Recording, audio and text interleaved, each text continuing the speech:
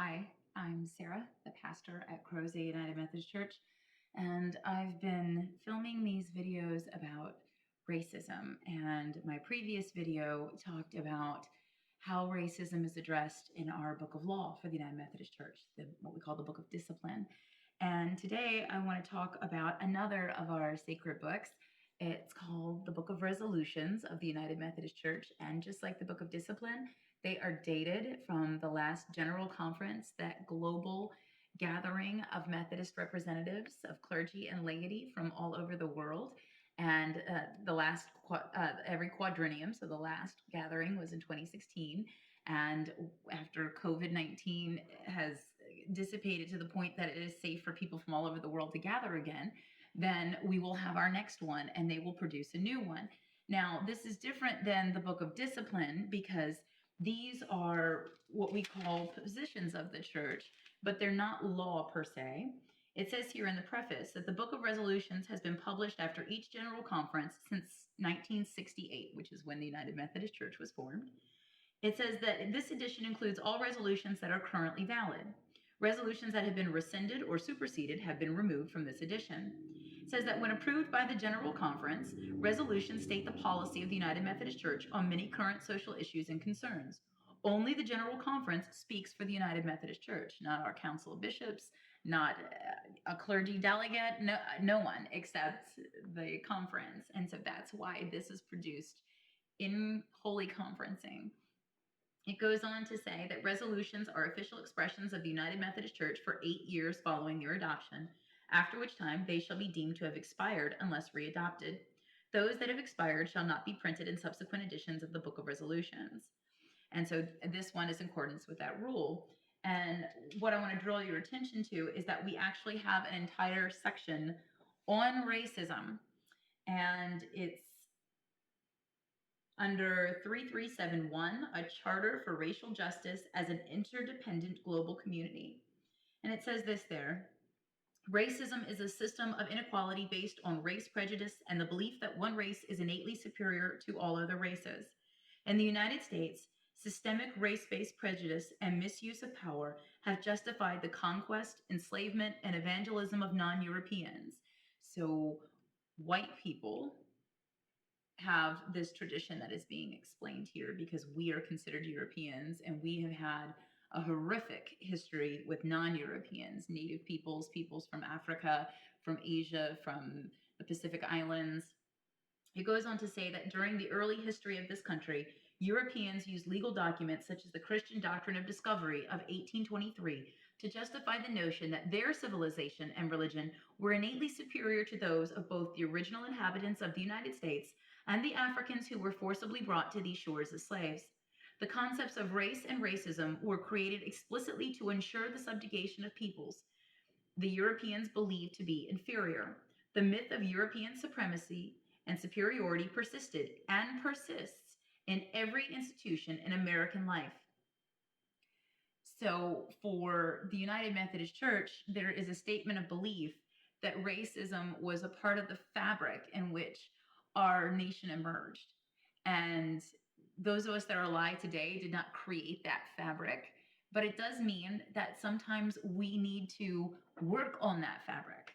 So if you've ever had a beloved piece of clothing, or let's say a blanket, a quilt, you know over time that you might need to go in and put patches on, you might need to sew back buttons, you might need to hem things or add length. There are things that need to be done to the fabric to keep it strong, to keep it beautiful, and to keep it true to its function and its form.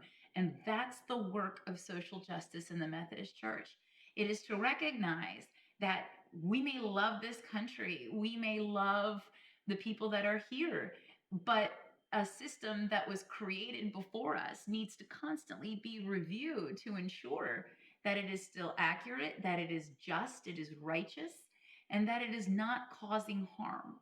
And that's the struggle that you're hearing articulated in the United Methodist Church right now, is that it's not okay to just say, well, people back then did that. It's not okay for us as Methodists, because we are called to look at these systems and ensure that they are not part of the pain and suffering that people are experiencing. And that's not to say that people that are part of those structures, or government bureaucrats or government elected officials, that they are evil people because they are part of the system. But it does mean that all of us need to be part of fixing it. Someone has to identify it. Someone has to look critically at it. Someone has to say, well, here are some ways that we can either fix it, we can repair it, or we can move towards repairing and fixing it. Here are things that we can do to move us there, if not fix it now. And so that's part of the struggle that you're hearing articulated in the church, which is what's so important right now.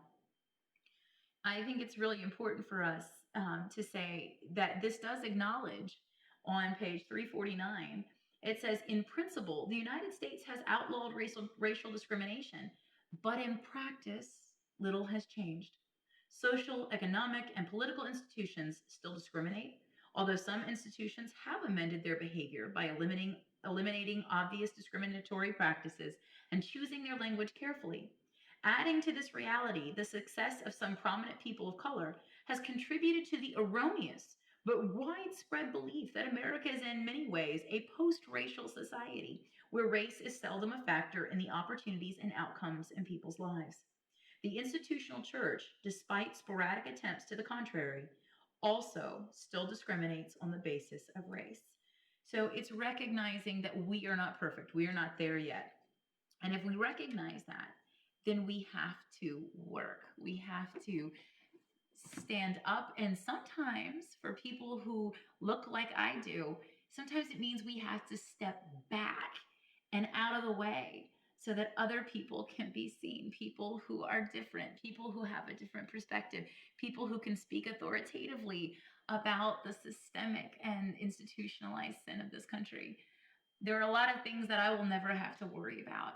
One of my non-white church members was talking about how they have to fear for their child because of the color of their skin when they interact with the police. And that was just eye-opening to me. I have never had that fear for my child, and my parents never had to have that fear for me.